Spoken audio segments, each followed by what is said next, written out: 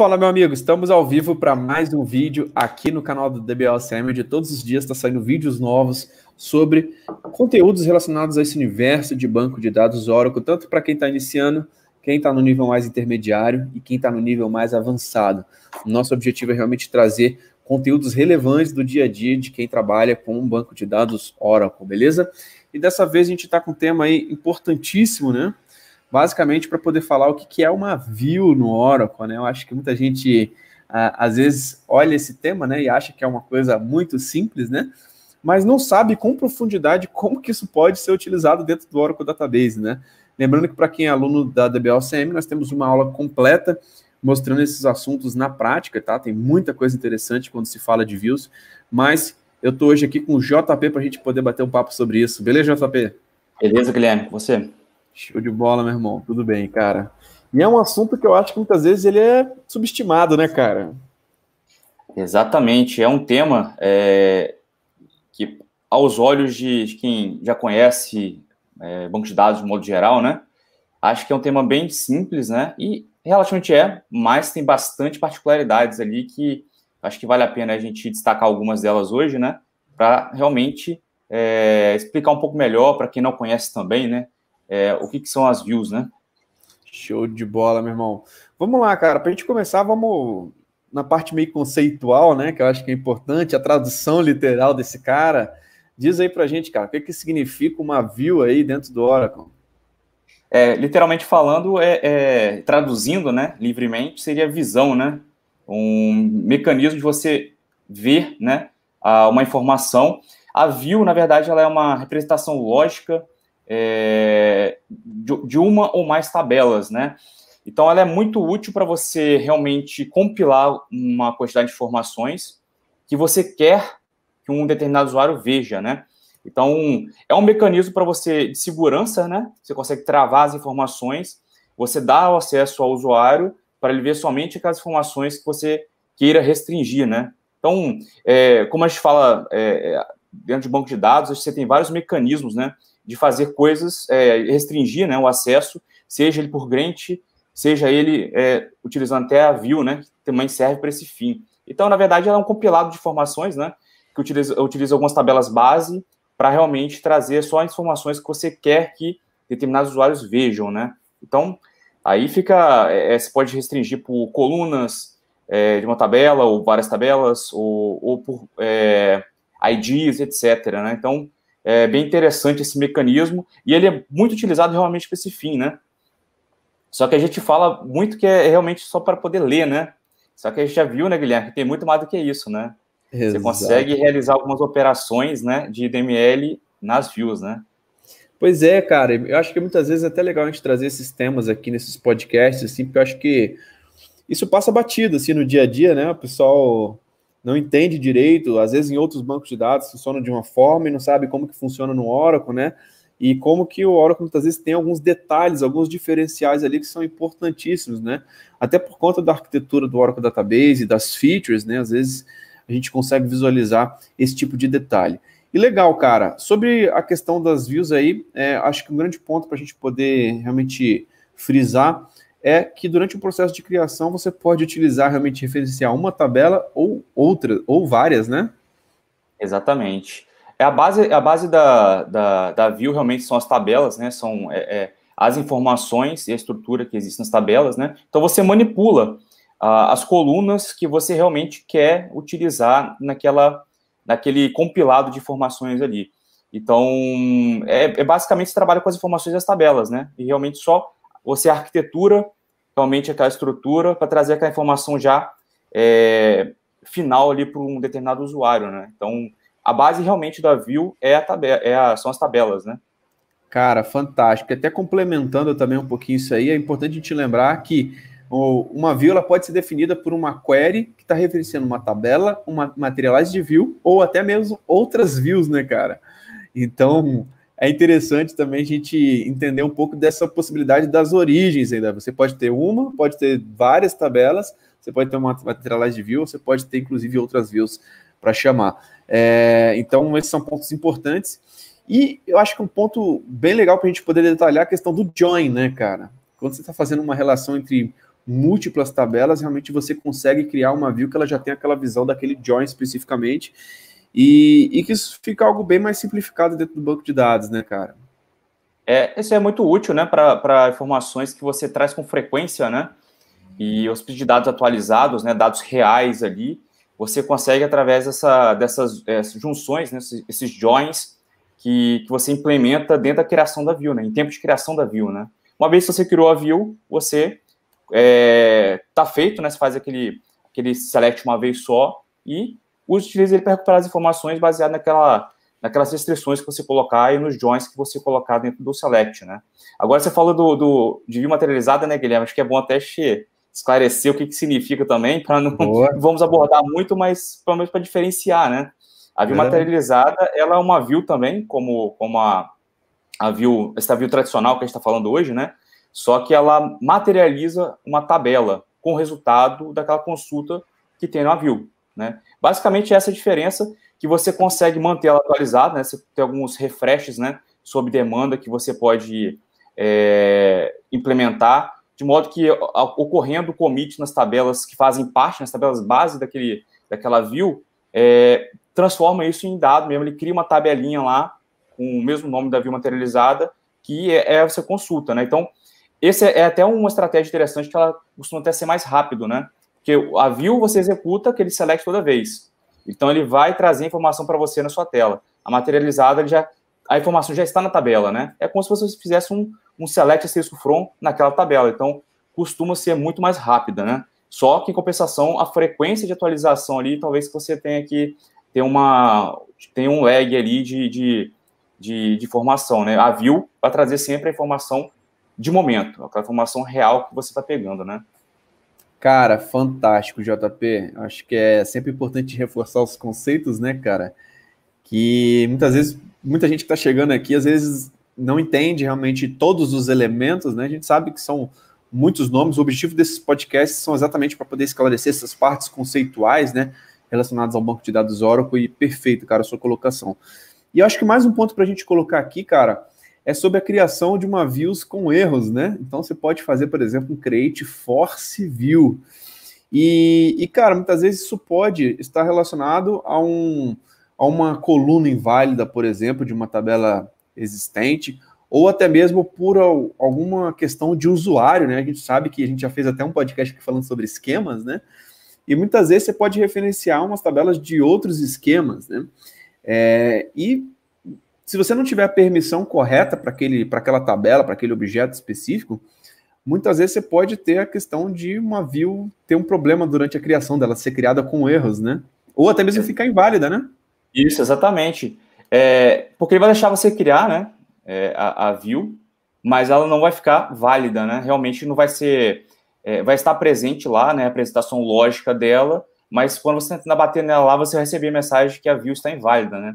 E pode ser por todas essas circunstâncias que você relatou aí, e realmente, assim, pode acontecer, é muito frequente que aconteça, né? Porque como a gente tem como base as tabelas, realmente uma coluna que é renomeada, que ela deixa de existir, né? Então, quando tem essas referências, isso é muito dinâmico mesmo, mas você não lembra, né, de reproduzir isso na view, né? Ajustá-la para que ela permaneça válida. Então, é bem provável, costuma acontecer também em migrações via datapump, né? Quando a gente faz ali, seja por referência a um DB-link que você não criou ainda, seja por permissão mesmo, né? Que as tabelas, o cara precisa ter, né? O usuário precisa ter permissão para ler as tabelas, porque se não tiver permissão para ler as tabelas, ele também não vai conseguir ler a view com sucesso, né? Então, tem muita coisa relacionada ali, né? E também referência a outros esquemas também, né? Então, realmente, pode acontecer essa invalidez dos objetos, né? Exatamente, cara. Eu acho que um cenário bem comum quando a gente vê isso, né? A gente sabe que é um tema, por exemplo, relacionado a um DBA Júnior. Cara, eu estou fazendo a importação via datapump, né, de alguns esquemas, e os esquemas em si podem ter uma dependência entre eles, né? Então, muitas vezes você pode ficar inválido não só uma view, mas outros objetos, como uma procedure, uma trigger, uma package. Então, a gente consegue visualizar que muitas vezes no processo de importação, cara, uma das coisas para você checar é exatamente esse cenário da view, para ver se não tem views ali com status de inválida, que ficaram ali com alguma dependência, alguma permissão que ficou para trás, ou alguma relação com algum esquema que ainda não foi importado, né? Acho que é um cenário bem prático aí que a gente consegue visualizar isso também, né, cara? Verdade, isso acontece realmente com frequência, porque às vezes, se você não conhece muito bem o ambiente, mapear tudo que você precisa, as dependências, talvez não seja uma tarefa tão fácil, né? Então, no experimento ali, no seu ensaio de migração, é que você costuma realmente identificar essas situações e ir corrigindo, né? Por que ficou inválido aqui? Opa, aí você começa a fazer um debug ali, começa a investigar e chega realmente em situações que você precisa ajustar, né, para o ambiente de destino, para que realmente você tenha aquele objeto válido, né, e já passível ser utilizado já para os usuários no novo ambiente, né. Então, realmente são muitas circunstâncias, né, que podem realmente gerar a invalidez das views e de outros objetos também, né. Exatamente, cara. Muito bom, JP. E aí, cara, dando sequência aqui, nós temos a questão do replacing views, né, que você pode basicamente recriar, seria isso, cara? Isso, é um comando, acho que é fantástico, assim, esse comando, assim, uma simplicidade, você faz com um comando só, né? Se houve alteração, você quer alterar a view, né? Você quer fazer, de repente, incluir algum campo, retirar algum campo, etc., incluir uma outra tabela também, você tem a possibilidade de fazer o create or replace, né? Ele cria, se ela não existir, e substitui, caso ela exista, né? Pela versão nova. Então, uma coisa que ela é bem dinâmica, né? Você não precisa fazer aquele drop, e até, inclusive, a questão de invalidar outros objetos, né? Porque se aquela view, ela deixa de existir nesse meio tempo que você está dropando e criando uma nova, você pode invalidar outros objetos do banco de dados que fazem referência a essa view, né? Porque, lembrando que uma view pode referenciar outra view, que outra view, etc., né? Então, você pode realmente encontrar uma situação como essa, e acho que o Create Replace, ele acaba suprindo, né? Essa questão, porque ele faz no comando só, né? Você não vai ter aquele momento de ausência. Acontece, evidentemente, porque por trás dos panos ele faz um drop, depois um create, mas o time ali é muito menor, né? De recriação do objeto.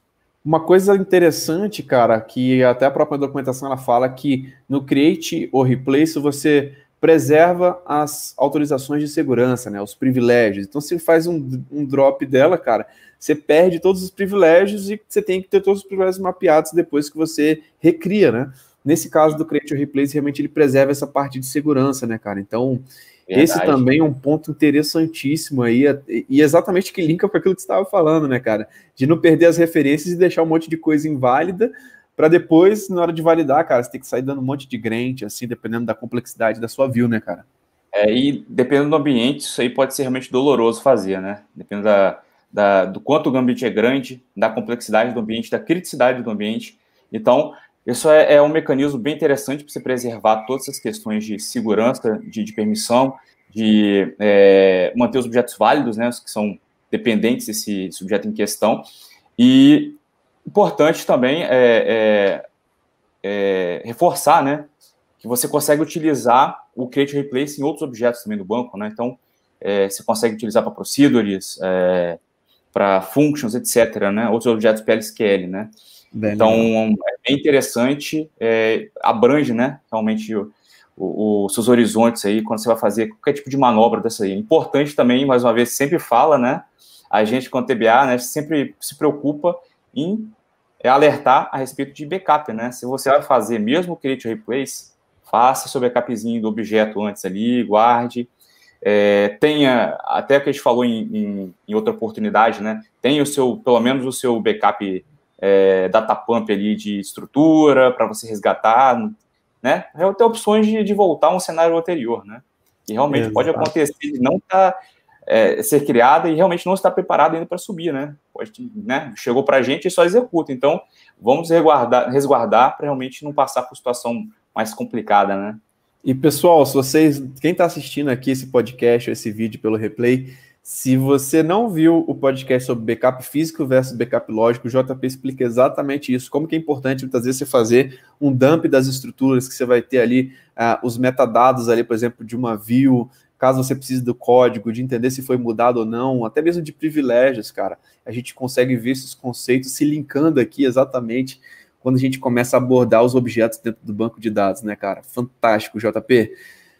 Outra coisa que eu lembrei agora também que é interessante, acho que é pelo tema anterior, né, de você utilizar o Create Replace, que você preserva, né, o Create Replace, acho que você preserva a data de criação do objeto, né, originalmente, né, que aí você tem ali depois a última alteração de DDL dela, então, aí você consegue rastrear muita coisa e resolver muita coisa por aí também, né.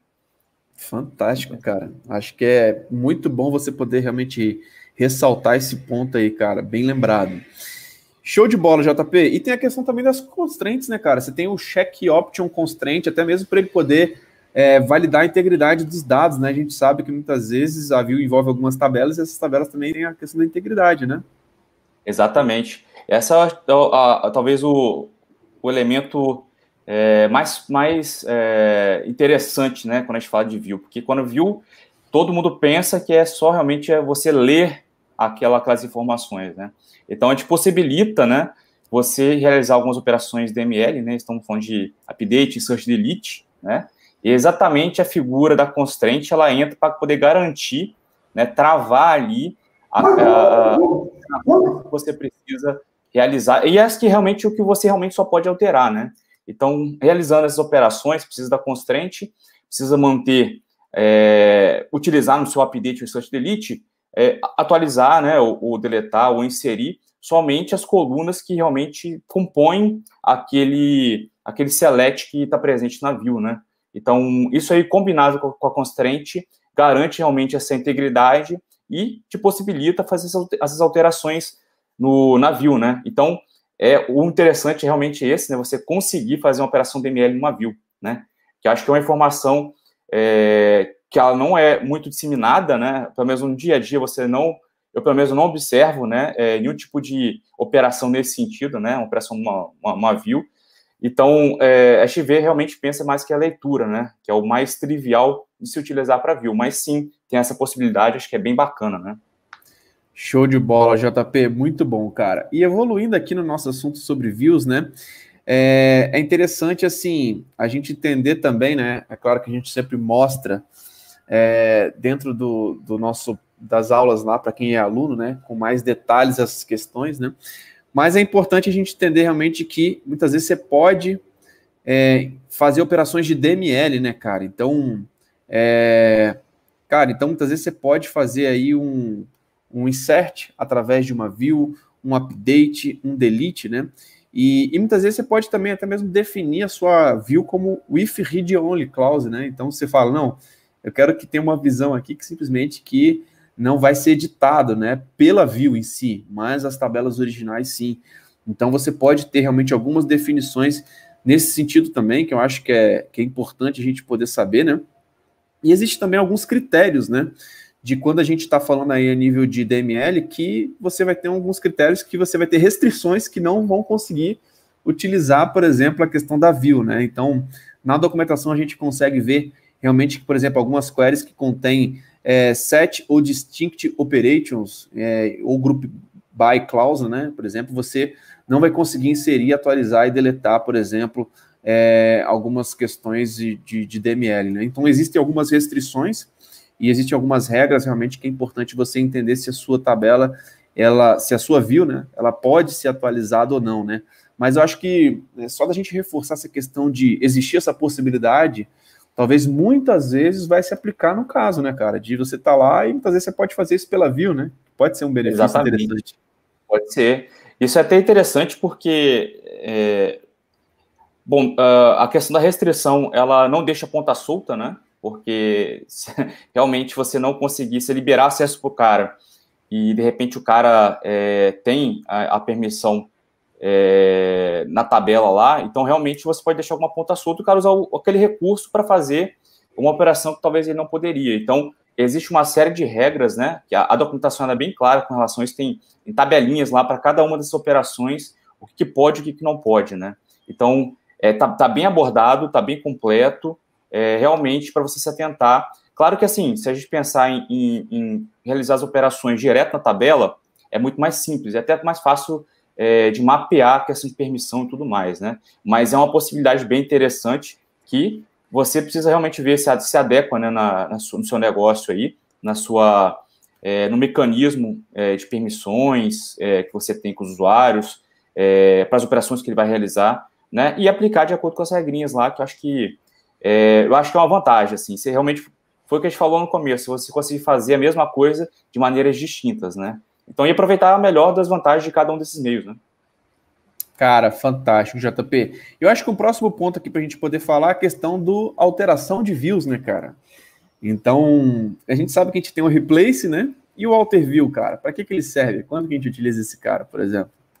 À primeira vista, a gente fala de alter, né, alteração, a gente pensa logo que a gente vai fazer alteração na view, né, que é, por exemplo, adicionar uma coluna nova de uma determinada tabela, enfim. Na verdade, o alter view, ele serve para compilar aquela view que está inválida, né, tentar compilar, né, até que você corrija, né, o problema na view, aí você precisa realmente fazer o alter view para realmente conseguir torná-la válida e apta para utilização novamente, né? Então, causa um pouco de confusão, né, pelo nome do comando, né, alter. Então, a gente também não tem alter procedure, né, é o mesmo mecanismo, né, para todos os objetos PLSQL, né? Então, preciso modificar, create or replace, né? Não tem outro caminho. E o alter é realmente só para compilar aqueles objetos que estão inválidos por alguma razão que você precisa investigar e tratar, né? Então, é basicamente essa diferença, né, que pode confundir, porque para a tabela já muda o cenário, né? A gente consegue realmente fazer um alter table, adicionando coluna, tirando coluna, enfim, e outras modificações que você possa conseguir realizar em tabela. Então, é um pouquinho diferente de tratamentos para esses objetos PLSQL em relação à tabela, né? Por exemplo. Então, acho que é bem bacana esclarecer isso aí, porque à primeira vista pode causar um pouco de confusão, né? Os termos aí. Muito bom, JP. E aí, cara, chegando aqui no final, nós temos o drop in view, né? Você tem a possibilidade de realmente fazer um drop de uma view que está dentro de um esquema, né, cara? O drop é aquele comando que todo mundo fica um pouco receoso, né, de executar e tudo mais, e esse efetivamente, ele remove, né, a view. Importante ressaltar também, né, que como a gente está falando de tabela, as tabelas presentes dentro da view, não se preocupe que você não vai dropar as tabelas, você vai dropar somente a view, né? As tabelas são preservadas, continuam existindo lá normalmente, e você pode dropar por não precisar mais daquela view, ou porque você queira talvez um outro nome, enfim, algo que faça algum outro sentido para você, né? É uma das operações, os motivos mais comuns, né, de você realmente querer dropar uma view, né? Mas é importante falar que realmente preserva as tabelas. Exato. Até um ponto importante, complementando também, a gente lembrar que, cara, se a gente está falando de um drop, se você está logado com outro usuário, você precisa ter privilégios, né, para poder conseguir fazer esse comando naquela via específica que está em um outro esquema, por exemplo, né? Mas se você estiver logado como o próprio owner, o dono realmente daquela view, você realmente implicitamente já vai ter essas permissões, porque você é o owner do cara, então você consegue realmente fazer isso, né, cara? Mas a gente consegue realmente visualizar até mesmo o tanto de detalhe, né, cara, que muitas vezes passa desapercebido, né? E que muitas vezes, para quem está começando, cara, não consegue fazer o gerenciamento de uma view, né? Não entende quais são as dependências, o que é necessário, o tipo de privilégio, o que dá para fazer, o quê. Então, cara, quando você está fazendo uma criação de uma view, você vai ter que ter um grant de create view para você realmente conseguir utilizar esse comando para que você consiga evoluir nesse tipo de gerenciamento e administração desse tipo de objeto dentro do banco de dados, né? É exatamente isso. Os grades são importantíssimos, né? Para realmente, até para acesso às tabelas, né? Você dá o privilégio de acesso à view, mas talvez você não, o usuário, né, que vai utilizar, talvez ele não tenha aquele acesso realmente às tabelas. E você precisa realmente ir concedendo pontualmente. Na verdade, o melhor caminho, né? Para você garantir que os caras possam acessar somente aquele nível de informações ali, né? Então, em muitos casos, você realmente vai precisar fazer essa verificação para realmente você implementar somente o que precisa, né, de grant, até mesmo para manipular, como o Guilherme falou, né, para criar view, para criar uma outra view baseada naquela, né, então, realmente, tem muitos caminhos, né, e é comum, tá, essa questão de ter view que utiliza outra view, Para performance é um pouco doloroso, porque realmente a gente acaba, às vezes são muito abrangentes, geralmente, né? Então, o cara às vezes restringe fora, ou às vezes ele nem restringe, ele traz toda a informação, né? Então, tem que usar também com consciência para não pesar na performance do ambiente, né? JP, é fantástico. Até você fazer esse link aí realmente com a parte de performance, que a gente tem que entender que muitas vezes a performance é de entender os selects que fazem parte daquela view, né, cara? Então, muitas vezes, você colocar um monte de coisa numa view, você pode estar realmente entrando numa questão que é interessante você analisar a fundo realmente aquele conteúdo da view, etc. JP, muito bom, cara. Eu acho que já abordamos bastante aqui esse conceito do que é uma view no Oracle, né? Até para o pessoal entender realmente algumas particularidades, algumas possibilidades. Não sei se tem algo mais a acrescentar por aí. Acho que já falou tudo que abrange, né, com relação a view. É um tema bem interessante, né? Muita coisa assim que não são do dia a dia realmente, mas é importante saber que existe, porque em algum momento você pode vir a precisar, ou até saber como funciona, né? A gente tem sempre batido nessa tecla de entender como a arquitetura funciona do Oracle, né? Então é importante ter esse tema também, né? Esses detalhes que a gente abordou aqui hoje, ter em mente realmente para saber como é o funcionamento, né? Realmente, de fato, desse objeto que é tão importante, né? Para o banco de dados Oracle e de modo geral também, né? Show de bola, JP. Muito bom, cara. Então é isso, vamos fechando aqui mais um podcast. Pessoal, para quem não está ligado aí, vai rolar a nossa Masterclass Oracle Database no dia 25 de janeiro, tá? A gente vai fazer aí mais um evento inédito, tanto para quem está começando aí realmente nessa área de banco de dados, tá? Então, é importante a gente sempre falar que a gente coloca conteúdos tanto para quem está iniciante, intermediário e avançado. Se você está começando, cara, ou até está no nível realmente que já atua com o banco de dados, Oracle, esse evento vai ser incrível, tá? Vai ser um evento inédito que a gente vai mostrar cenários reais, inclusive temas relacionados à administração, à certificação de OCP. Esse tema, por exemplo, um tema de SQL que cai na prova de OCP 19, então são temas importantes que a gente está trazendo aqui para você entender realmente como que você pode dominar essa parte técnica, como que você pode estar atualizado, como que você pode entender realmente esses detalhes sobre o banco de dados Oracle, que é o banco de dados número 1 do mundo. JP, muito obrigado aí mais uma vez pela sua colaboração de sempre, sua participação.